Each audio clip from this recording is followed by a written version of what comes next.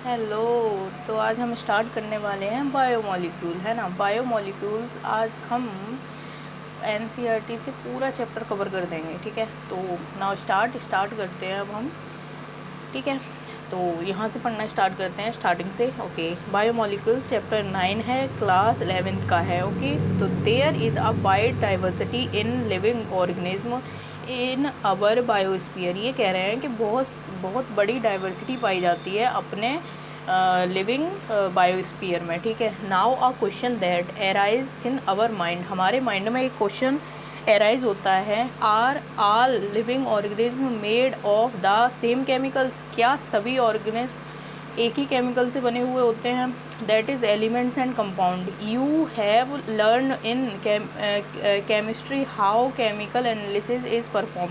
हम लोग केमिस्ट्री में पढ़ेंगे कि केमिकल एनालिसिस कैसे परफॉर्म होती है। If we perform such an analysis on a plant tissue, ठीक है, एंड एनिमल टिश्यू और अ माइक्रोबियल पेस्ट, ठीक है। अगर हमने इन सब में से कुछ भी लिया, बी ऑप्टेन, हम पाएंगे a list of elements like carbon, hydrogen, oxygen and several other and their respective content per unit mass, ठीक है। तो ये लाइन बहुत इम्पोर्टेंट है। अगर हमने मास लिया, मतलब प्लांट टिश्यू लिया, एनिमल टिश्यू लिया या फिर माइक्रोबियल पेस्ट लिया, तो उसमें हम कौन कौन से एलिमेंट्स को पाएंगे? तो वो है कार्बन, हाइड्रोजन, ऑक्सीजन या इससे अदर जैसे सल्फर वगैरह जो भी हैं, ठीक है ना, उसको पाएंगे। And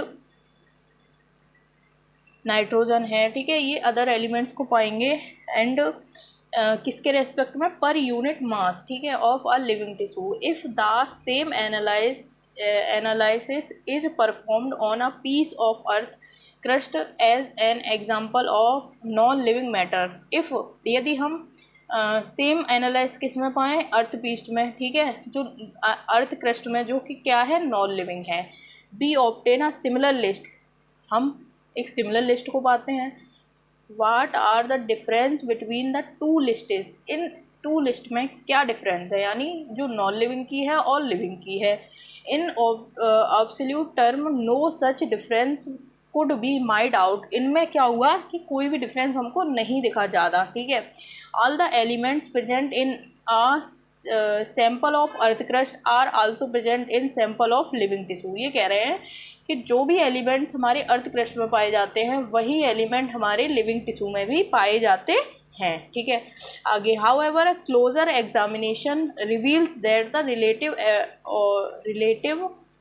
abundance of carbon and hydrogen will respect to other element is higher in any living organism than the earth crust। तो ये कह रहे हैं कार्बन और hydrogen with respect to other elements in higher in any और living organism, ठीक है, then the earth crust. तो अर्थ क्रस्ट में ये कम पाए जाते हैं और जो लिविंग ऑर्गेनिज्म होते हैं उनमें ये ज़्यादा पाए जाते हैं। तो अब हम देखेंगे, इतना हमने समझ लिया कि क्या होता है कि जो अर्थ क्रस्ट होता है एंड हमारा जो लिविंग होते हैं और नॉन लिविंग, तो उनमें सेम कंपोजिशन ही पाया जा रहा है एलिमेंट्स का, डिफरेंट कंपोजिशन नहीं पाया जा रहा। कोई एक दो एलिमेंट होता है जो डिफरेंट होता है, ठीक है, इनकी परसेंटेज अलग अलग होती है, ना कि ये, ठीक है। ये तो सेम ही होंगे, जो हमारी बॉडी में पाए जाएंगे वही अर्थ क्रस्ट में, क्योंकि वही कहते हैं ना कि मतलब मिट्टी से ही हमारा शरीर बना हुआ होता है, 5 तत्वों से बना हुआ होता है, तो उसमें मिट्टी होती है, मिट्टी से बना हुआ होता है, मिट्टी में ही, मतलब हम जब मर जाते हैं तो मिट्टी में ही मिल जाते हैं। तो वही चीज़ है कि जो चीज़ अर्थ क्रस्ट में पाई जाती है वो हमारी बॉडी में भी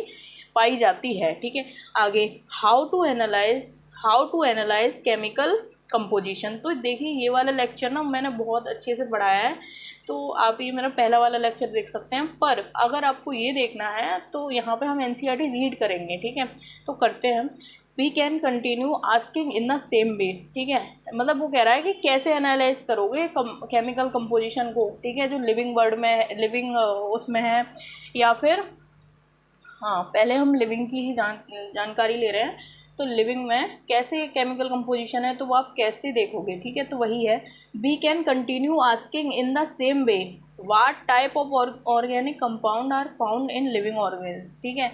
कह रहे हैं कि किस टाइप के कंपाउंड हमारे लिविंग ऑर्गेनिज्म पाए जाते हैं। How does not go about finding the answer to get an answer, ठीक है।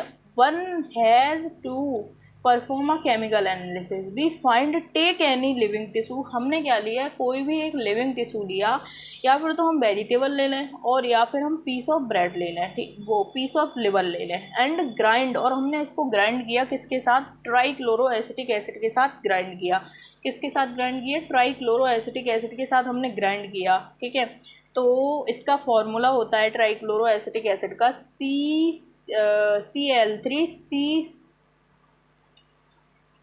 CL3COOH, ठीक है। तो देखिए अब यहाँ पे देखते हैं हम क्या फॉर्मूला होता है।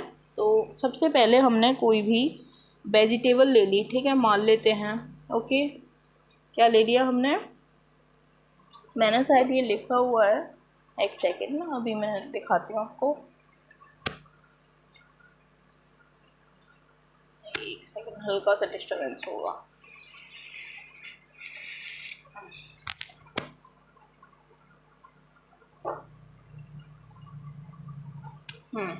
तो देखिए हम लोग ने ये पहले समझा था और इसी से हम समझते हैं।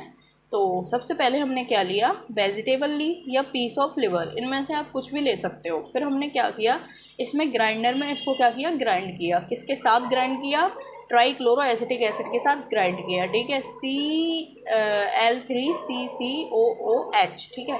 तो इसके साथ हमने ग्राइंड किया। इसको आप ऐसे भी लिख सकते हो CCl3COOH, ठीक है। उसके बाद इस पीस ऑफ लिवर को हमने चलनी में छाना। चलनी यहाँ पर लिया गया है कॉटन, ठीक है, या फिर क्लॉथ, यहाँ पर लिया गया है चीज़ क्लॉथ या फिर कॉटन, ठीक है। क्या लिया गया है, चीज़ क्लॉथ या कॉटन। तो इसमें हमने छाना। छानने के बाद ये हमारा जो नीचे चला जाता है, फिल्टर हो जाता है, उसे फिल्ट्रेट हो जाते हैं, और जो यहाँ पर रह जाता है उसको रिटर्नटेट बोल देते हैं, ठीक है। तो ये एसिड में क्या होता है, क्योंकि हमने एसिड के साथ ग्राइंड किया, तो ये एसिड में क्या होता है, इनसॉल्युबल, यानी घुलता नहीं है, तो ये ऊपर रह जाता है, और ये एसिड में घुल जाता है, इसलिए फिल्ट्रेट, तो ये नीचे चला जाता है। वही ये चाय वाला सिस्टम है। अगर हम चाय बनाते हैं और चाय की पत्ती, लौंग, अदरक वो यहाँ पर रह जाती है, लेकिन जो हमारा चाय, दूध और चीनी होती है वो नीचे चली जाती है, तो वो फिल्ट्रेट में चली जाती है, ठीक है। इसलिए उसे एसिड इंसॉल्युबल पूल बोला हमने। ऑर्गेनिक कंपाउंड यहाँ पर बहुत सारे पाए जाते हैं, और एसिड इंसॉल्युबल पूल में ऑर्गेनिक इनऑर्गेनिक कंपाउंड्स पाए जाते हैं, पर इसमें कुछ आयंस ऑर्गेनिक होते हैं वो पाए जाते हैं, ठीक है। तो ये समझ में आ गया कि पीस ऑफ ब्रेड लिया, उसको ग्राइंड किया, trichloro acid, piece of liver लिया, उसको हमने ट्राईक्लोरो एसिटिक एसिड के साथ ग्राइंड किया। ग्राइंड करने के बाद इसको हमने चीज़ क्लॉथ या फिर कॉटन से छाना। तो छानने के बाद ऊपर बचा उसे हमने रिटर्न डेट बोल दिया, और जो नीचे चला गया उसको हमने क्या बोला, उसको हमने बोल दिया एसिड सॉल्युबल पूल, ठीक है। तो आगे बढ़ते हैं हम, इसको हम पढ़ेंगे। तो यहाँ पर आए थे हम, हाँ। तो हमने क्या लिया, we can take any liver tissue, a vegetable और a piece of liver and grind in trichloro acetic acid using a mortar and a pestle. वही है कि ग्राइंडर को यूज करने के बाद भी ऑब्टेन अ थिक स्लरी, हमें एक थिक स्लरी प्राप्त होती है। If we were to strain this through a cheese cloth और कॉटन। वही कह रहा है कि अगर हम इसको स्ट्रेन करते हैं, छानते हैं, we would obtain two fractions, हमें 2 फ्रैक्शंस प्राप्त होते हैं। One is called the filtrate, और वन इज़ और इस फिल्ट्रेट को क्या होता है, मोर टेक्निकली होता है और एसिड सॉल्युबल पूल में पाया जाता है। द सेकेंड इज रिटर्नटेट, और द एसिड इनसॉल्युबल पूल में पाया जाता है। Scientist have found thousand of organic compounds in the acid soluble pool. तो अभी जैसा मैंने बताया कि एसिड सॉल्युबल पूल में बहुत सारे कंपाउंड्स, ऑर्गेनिक कंपाउंड्स पाए जाते हैं, ठीक है। तो जो एसिड में नहीं घुला उसे एसिड इनसॉल्युबल पूल, जो एसिड में घुल गया उसे एसिड सॉल्युबल पूल, ठीक है।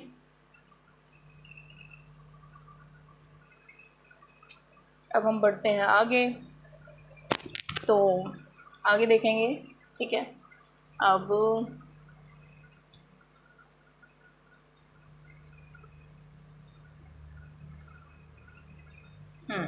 तो हम आगे बढ़ते हैं और आगे देखेंगे कि क्या कहाँ कैसे दिया हुआ है। तो अब देखिए हमने निकाल लिया कि लिविंग में कैसे केमिकल कंपोजिशन को देखा। अब हम नॉन लिविंग्स में देखेंगे, है ना, कि और लिविंग्स में भी देखेंगे कि मतलब हम देखेंगे ड्राई वेट, और हाँ अब हम नॉन लिविंग्स में देखेंगे, ठीक है।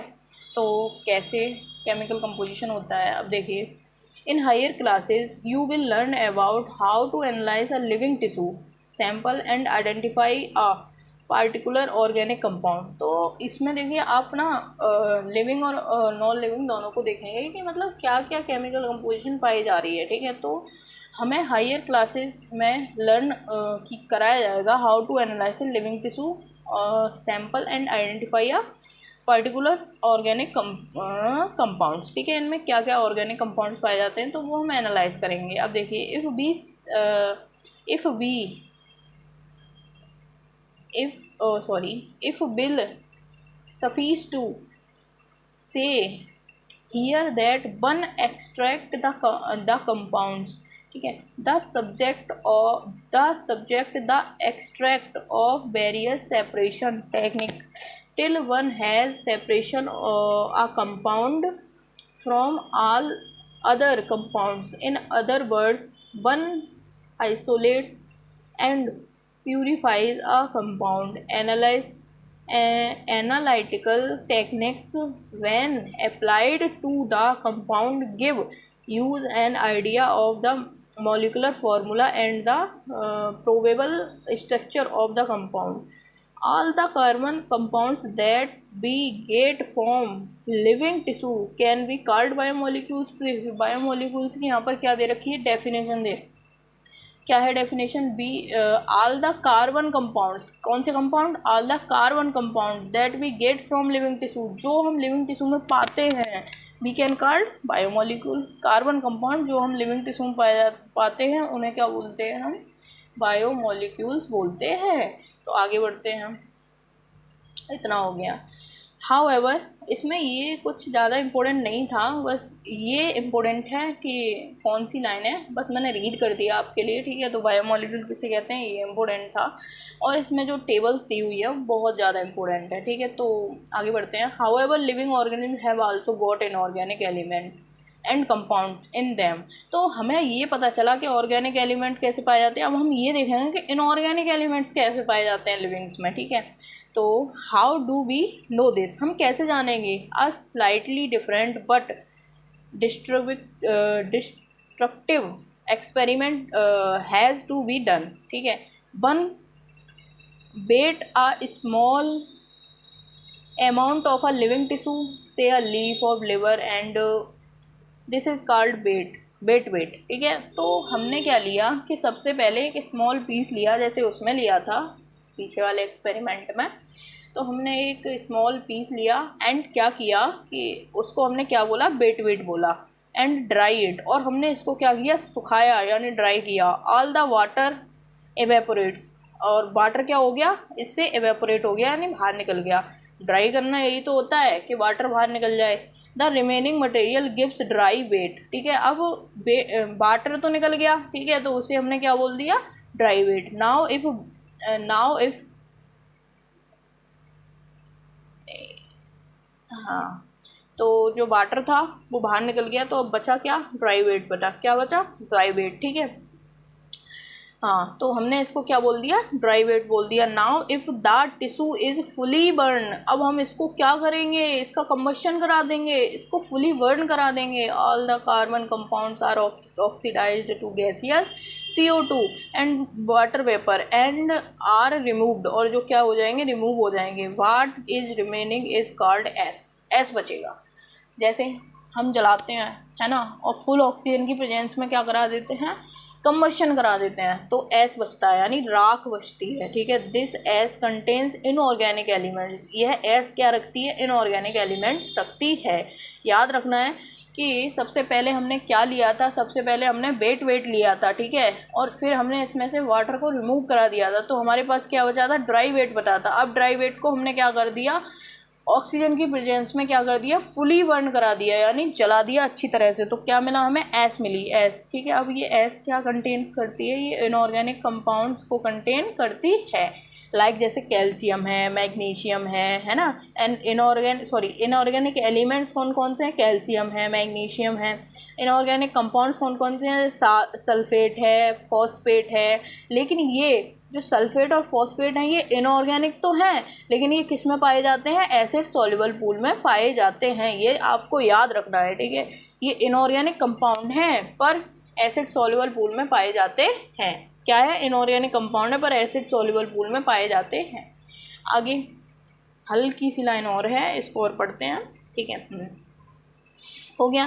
तो therefore elements analysis gives elemental composition of living tissue in the form of hydrogen, oxygen, chlorine, carbon, ठीक है। While analysis for compounds give an idea to the kind of organic. अब देखिए, and inorganic constituents present in living tissue, ठीक है।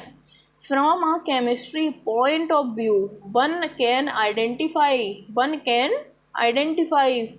functional group like aldehyde, ketones, aromatic compound। तो इनमें functional group पाए जाते हैं, aldehydes है, ketones है, aromatic compounds है। But from a biological point of view, we shall classify them into amino acid, nucleoside और फैटी एसिड। तो हमने देखो बायोलॉजिकल बेस से इनको 3 में बांटा है, अमीनो एसिड्स हैं, ठीक है, न्यूक्लियोसाइड्स हैं और फैटी एसिड्स हैं। लेकिन केमिकल के बेस पर इसमें एल्डिहाइड पाए जाते हैं, कीटोन्स एंड एरोमेटिक कंपाउंड्स, ठीक है।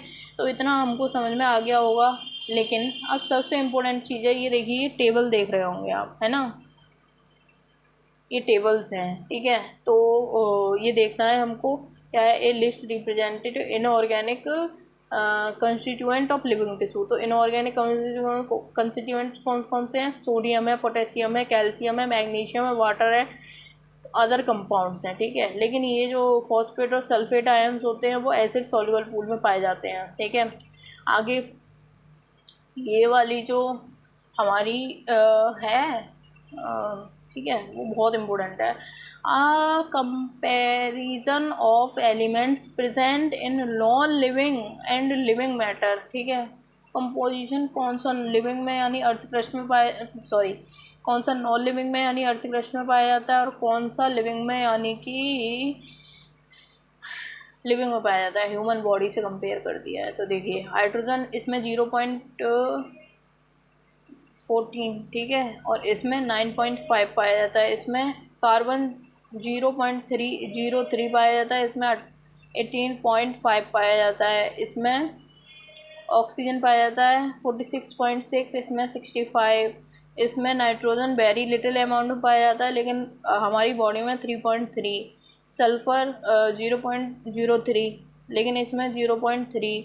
उसके बाद हमारी बॉडी में, ठीक है, सोडियम 2.8, इसमें 0.2।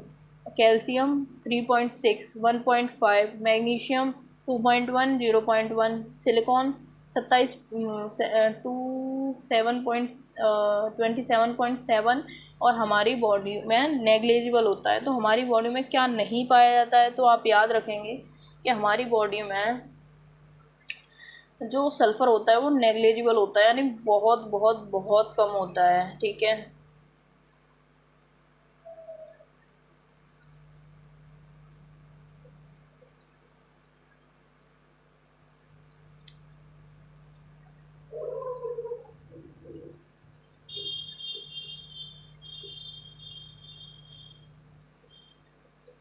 तो ये हमने देखा पहले हाइड्रोजन, ठीक है, 9.5। देखो पुरानी एनसीईआरटी में 0.5 था, पर अब 9.5 हो गया है, ठीक है।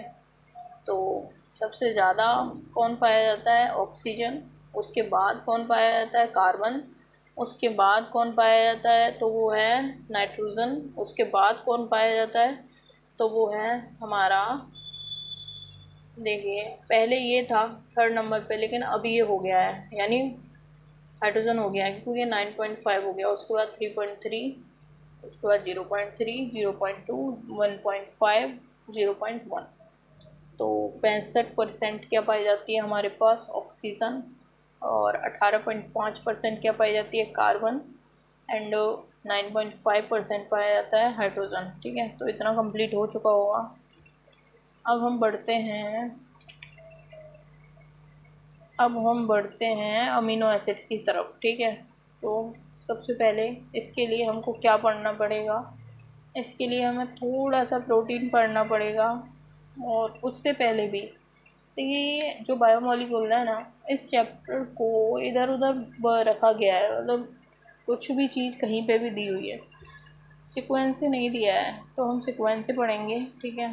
एंड स्टार्ट करते हैं। तो सबसे पहले हम पढ़ेंगे बायोमोलिक्यूल्स क्या है, कैसा है। उसके बाद हम पढ़ेंगे प्रोटीन्स को, देन हम पढ़ेंगे अमीनो एसिड्स, और फिर हम प्रोटीन का स्ट्रक्चर वगैरह पढ़ेंगे, ठीक है। तो नाउ स्टार्ट करते हैं बायोमोलिक्यूल्स से, ठीक है।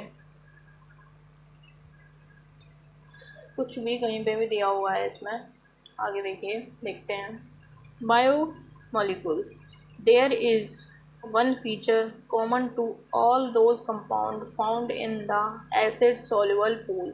They have molecular weight ranging from 18 to around 800 dalton approximate. तो ये कह रहे हैं कि और जो हमारे there is one feature common to all the those compound found in the acid soluble pool. जो एसिड सॉल्युबल पूल में पाए जाते हैं कंपाउंड, उनमें उनका जो वेट होता है, मॉलिकुलर वेट, वो कितना होता है, कितने से कितने तक, 18 टू अराउंड 800 डाल्टन तक होता है। 18 टू अराउंड 800 डाल्टन तक होता है, ठीक है। द एसिड इंसॉल्युबल पूल, और जो एसिड इंसॉल्युबल पूल में पाए जाते हैं वो 4 टाइप के ऑर्गेनिक कंपाउंड्स ही होते हैं, जैसे प्रोटीन है, न्यूक्लिक एसिड है, पॉलीसेकेराइड और लिपिड। तो ये कहाँ पाए जाते हैं, एसिड इंसॉल्युबल पूल में पाए जाते हैं। लेकिन लिपिड का क्या होता है, देखिए इनका जो मॉलिकुलर वेट होता है लिपिड का, वो 800 डाल्टन से भी कम होता है। लेकिन ये कैसे भी करके, क्योंकि ये सॉल्युबल नहीं होते हैं, इसलिए ऊपर रह जाते हैं, इसलिए इनको यहाँ पर हम पढ़ते हैं। लेकिन होता ये इसमें, ठीक है। तो टाइप ऑफ प्रोटीन्स, क्या क्या पाया जाएगा, proteins, nucleic acid, polysaccharide, lipid. These classes of compounds with the exception of lipids have molecular weight in the range of 10,000 Dalton and above. तो इनका जो मॉलिकुलर वेट होता है वो 10,000 डाल्टन से भी अबव होता है, 10,000 डाल्टन से भी ज़्यादा होता है, ठीक है, लिपिड को छोड़कर, ठीक है। For this very for this very reasons biomolecule, that is chemical compound found in living organism, are of two types. One, those which have molecular weight less than 1,000 dalton and are usually referred to as micromolecules। जिनका molecular weight 1,000 Dalton से कम होता है उनको micromolecules कहते हैं, और simply biomolecules. और इन्हीं माइक्रोमोलिक्यूल्स को ही हम क्या बोलते हैं, सिंपली बोलते हैं बायोमोलिक्यूल्स। क्या बोलते हैं, biomolecules. While those which are found in the acid insoluble fraction is called macromolecule. इन्हीं को बोलते हैं बायो मैक्रोमोलिक्यूल्स, ठीक है। क्या बोलते हैं, बायो माइक्रोमोलिक्यूल या फिर बायोपॉलीमर। तो यहाँ पर हमें एक बात समझ में आई कि बायोमोलिक्यूल किसे कहते हैं, जो 1,000 डाल्टन से, ठीक है, जो 1,000 डाल्टन से कम मॉलिकुलर वेट वाले होते हैं, उन्हीं को माइक्रोमोलिक्यूल बोलते हैं, और उन्हीं को हम क्या बोलते हैं, बायोमोलिक्यूल्स, ठीक है। लेकिन जो 1,000 डाल्टन से ज़्यादा के होते हैं, वही 10,000 डाल्टन से ज़्यादा के जो एसिड इंसॉल्युबल पूल में पाए जाते हैं, उनको मैक्रोमोलिक्यूल कहते हैं, बायोमैक्रोमोलिक्यूल कहते हैं, बायोपॉलीमर कहते हैं, ठीक है। ये लाइन हमें समझ में आ चुकी है, यहाँ तक हम अच्छे से पढ़ चुके हैं। अब देखिए, the molecules in the insoluble friction, जो घुला नहीं है उस वाले फ्रिक्शन में पाए जाते हैं, with the exception of lipid are polymeric substance. तो अभी हमने देखा ना कि वो पॉलीमेरिक सब्सटेंस होती हैं, इसलिए इसको बायोपॉलीमर बोला हमने, लिपिड को छोड़कर।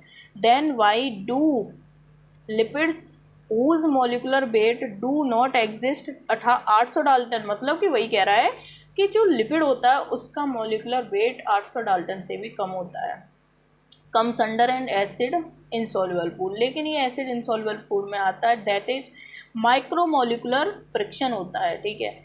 Lipids are indeed small molecular weight. Lipids में क्या होते हैं, स्मॉल मॉलिकुलर वेट्स होते हैं। आगे बढ़ते हैं, आगे बढ़ते हैं। Molecular weights, compounds and are present not only as such but also arranged into structure like cell membrane and other membrane।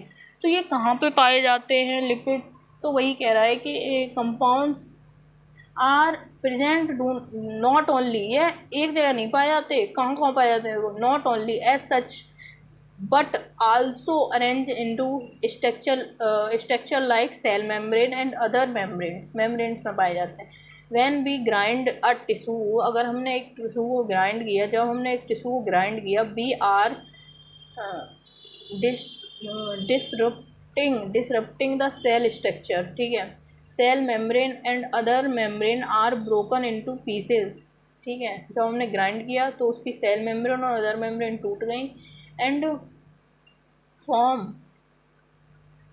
Bicycles which are not water soluble, जो वाटर में सॉल्युबल नहीं थी। लिपिड के बारे में ये बताया जा रहा है कि वो ऊपर क्यों रह जाता है, ठीक है। तो जब हमने इसको ग्राइंड किया तो जो सेल मेम्ब्रेन थी और उसकी अदर मेम्ब्रेन थी वो क्या हो गई, टूट गई, तो वो ना वाटर में सॉल्युबल नहीं थी and therefore these membrane fragments in the form of vesicles get separate along with the acid insoluble pool and hence it the micromolecular fraction lipid are not strictly micromolecule। लेकिन lipid micromolecule नहीं है, lipid है macromolecule. लेकिन क्या हुआ कि जब हमने इसमें ग्राइंड किया ना, ठीक है, तो क्या हुआ कि जो लिपिड था ना उसकी मेम्ब्रेन्स थी, ठीक है, उसकी क्या थी, मेम्ब्रेन,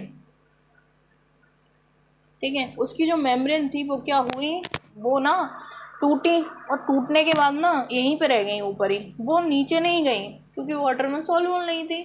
इसलिए इसको माइक्रो एसिड इनसॉल्युबल पूल में रखा गया है, पर ये माइक्रोमोलिक्यूल नहीं है, स्ट्राइकली माइक्रोमोलिक्यूल नहीं है। आगे बढ़ते हैं।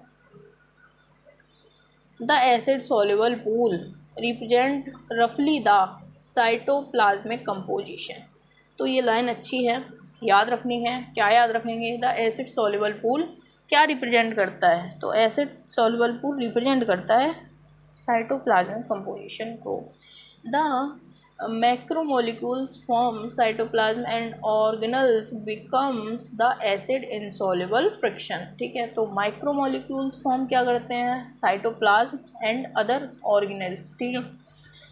आगे, together they represent the entire chemical composition of living tissue और ऑर्गेनिज्म। तो माइक्रोमोलिक्यूल तो साइटोप्लाज्मिक कंपोजिशन बनाते हैं, लेकिन the macromolecule form cytoplasm and organelles because the acid insoluble friction. Together they represent the entire chemical composition of living tissue और organism, ठीक है।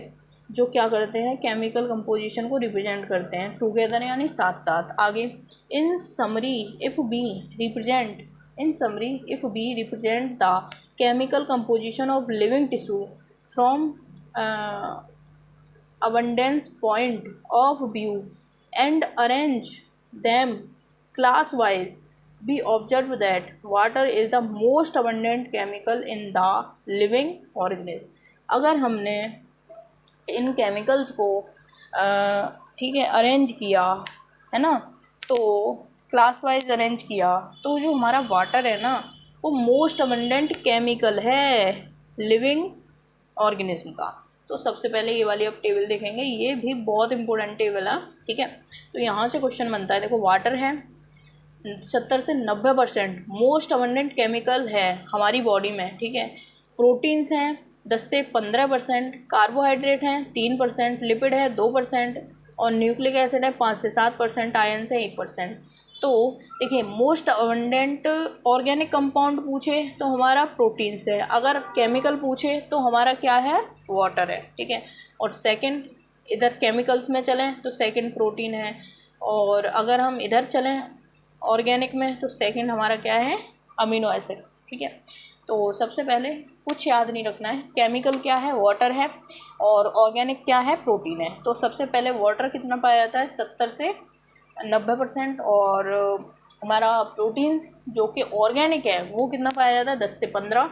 उसके बाद हमारे पाए जाते हैं न्यूक्लिक एसिड 5 से 7%। उसके बाद कार्बोहाइड्रेट 3, 2, 1 यानी लिपिड और आयंस। ठीक है, आई बन रही है तो एक एक से देखो, आई तो एक ही होगा। और देखो 3 ABC यानी तीसरे नंबर पे क्या आता है, C कार्बन। ओके, तो ये 3% पाया है। यानी देखो ABC है ना, C यानी तीसरे नंबर पे क्या आता है, कार्बन, तो ये 3%। आई 1 के जैसा दिख रहा है तो ये 1%। न्यूक्लिक एसिड 5 से 7%। और प्रोटीन्स आपको याद ही हो जानी चाहिए 10 से 15%। वाटर आपको हम सबको पता ही होता है 70 से 90%। तो यहाँ तक, ठीक है ना, यहाँ तक आपको पूरा आई होप समझ में आया होगा। बहुत बहुत बहुत ही, अगर आपको कोई डाउट है तो प्लीज़ आप पूछ सकते हैं। तो आज का लेक्चर हम यहीं पे ख़त्म करते हैं। एंड आपको अगर मेरा लेक्चर पसंद आया हो तो प्लीज़ सब्सक्राइब कर लें, ठीक है, ताकि मैं नई नई वीडियो ला सकूं।